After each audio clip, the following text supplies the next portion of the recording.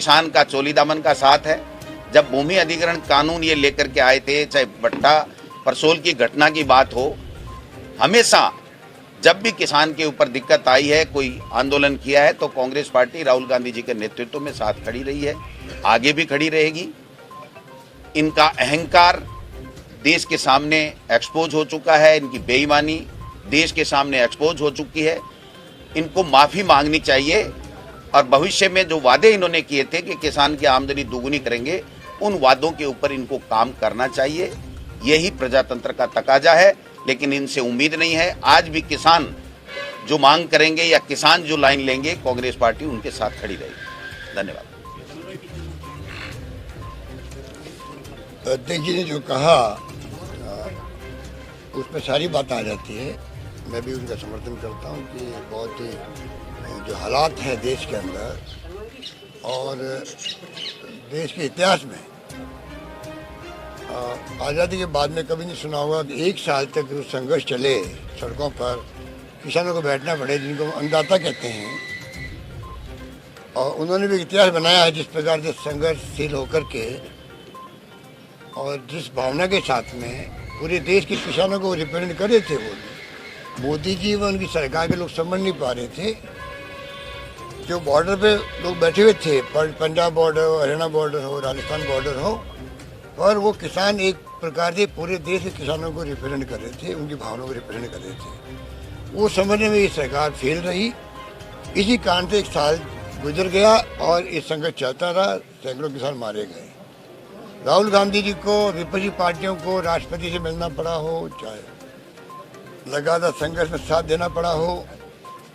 जब विपक्षी पार्टी बोलती एक साथ में है तो सरकार को समझना चाहिए कि लोकतंत्र है।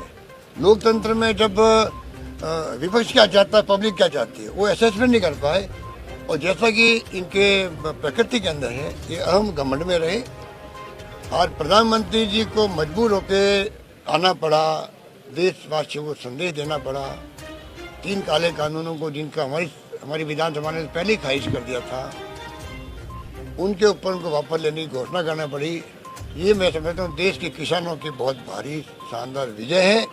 मैं अपनी ओर से, प्रदेशवासियों की ओर से किसानों को बहुत बहुत बधाई देता हूँ, उनके संघर्ष के व्यक्तित्व को सलाम करता हूँ और उम्मीद करता हूँ कि एकता जो किसानों की बनी है ये अन्नदाता है। और भविष्य में भी सरकार, जैसा अभी अध्यक्ष जी कह रहे थे, जो वादे इनसे किए हुए हैं उस पर ज़्यादा ध्यान देगी।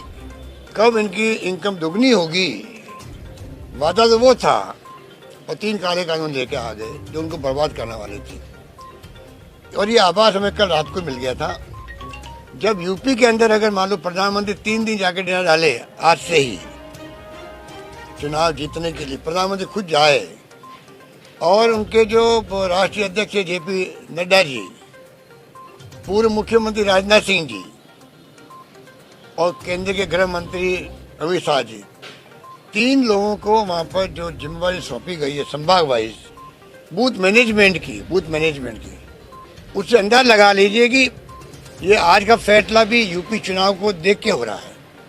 उनको मालूम है कि अगर यूपी में चुनाव हार गए तो फिर 24 के अंदर इनको सपने आएंगे कामयाब होने के अंदर। ये एहसास इनको है, भली बात ही। ये तो पूरी ताकत झोंक रहे हैं, जैसे वेस्ट बंगाल में झोंकी थी वैसे झोंक रहे हैं। और पता नहीं वेस्ट बंगाल की तरह झटका लग गया इनको। मैं समझता हूँ उसी भय के कारण से ये सब कुछ कल जो फैसले किए इन्होंने बूथ वाइज मैनेजमेंट की जिम्मेदारी केंद्रीय गृह मंत्री को, बीजेपी के राष्ट्रीय अध्यक्ष को और पूर्व मुख्यमंत्री रक्षा मंत्री राजनाथ सिंह को मिले और डेरा डाले प्रधानमंत्री खुद। उसे अंदाज कर लीजिए कि कितनी घबराहट इनके अंदर है। वो घबराहट का परिणाम है कि इनको आज ये फैसला करना पड़ा है। जैसे इन्होंने 5 रुपये 10 रुपये कम किए थे पेट्रोल डीजल के अंदर, वो भी जब इन्होंने देखा कि जेपी नड्डा जी का खुद का राज्य है हिमाचल प्रदेश, 4 सीटें वहाँ पर, लोकसभा की 1 सीट, 3 सीट विधानसभा की, सफाया हो गया। राजस्थान में इनकी जमानत जब्त हो गई और 3 से 14 नंबर पर रहे लोग, इनके उम्मीदवार दोनों बाई इलेक्शन में। एक साथ में इनको घोषणा करनी पड़ी 5 रुपये 10 रुपये कम करने की, वो बहुत कम है। आज ये मांग करते हैं, महंगाई की मार बहुत भारी है देश के अंदर, बहुत भारी है।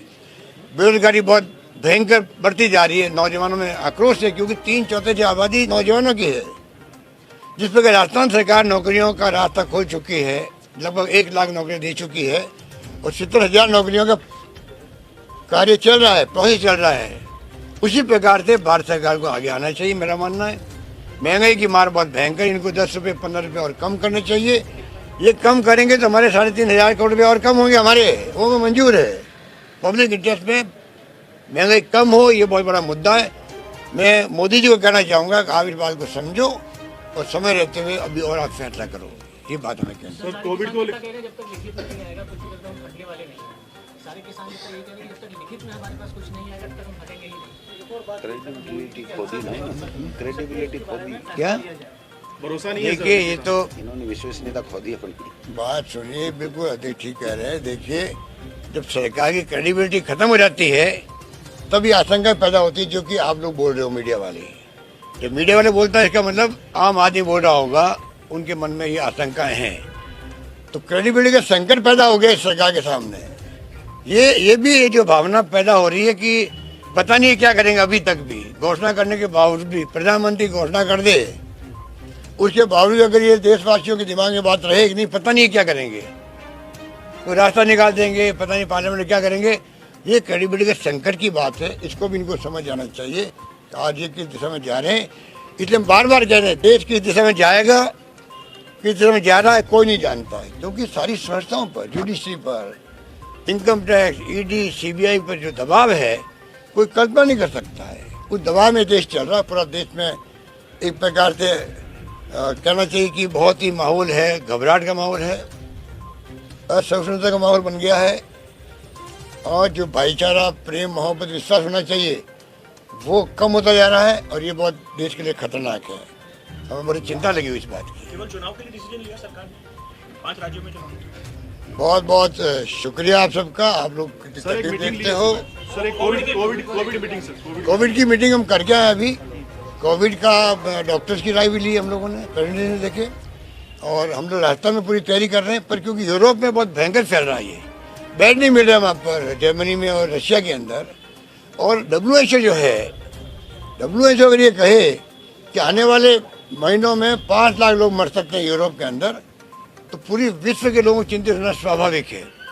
और ये भी कहावत बनी हुई है कि जब यूरोप में आता है ये कोरोना महामारी, उसके 2 महीने बाद में एशिया में आती है, एशिया में हमारा मुल्क भी आता है। तो ये बहुत चिंता है। कुछ संख्या बढ़ी है, राजस्थान बढ़ी है, देश में बढ़ी है कोरोना की, इसलिए हमने उचित समझा कि एक बार इसका रिव्यू कर लें। और आज हमने फैसला किया है, प्रधानमंत्री जी को आज ही पत्र जाएगा कि आप देश के अंदर, राजस्थान के अंदर हमें तीसरी डोज, बूस्टर डोज कहते हैं जिसको, वैक्सीन की, साल भर होने आ गया है। तो साल भर के बाद में 30 मुल्कों में तीसरी डोज लगने लग गई है, तीसरी डोज बूस्टर डोज के रूप में। तो हमने मांग कर रहे हैं कि आप कृपा करके इस पर विचार करो और तीसरी डोज जो बूस्टर डोज है वो अलाउ करो देशवासियों के लिए, जिससे कि हम लोग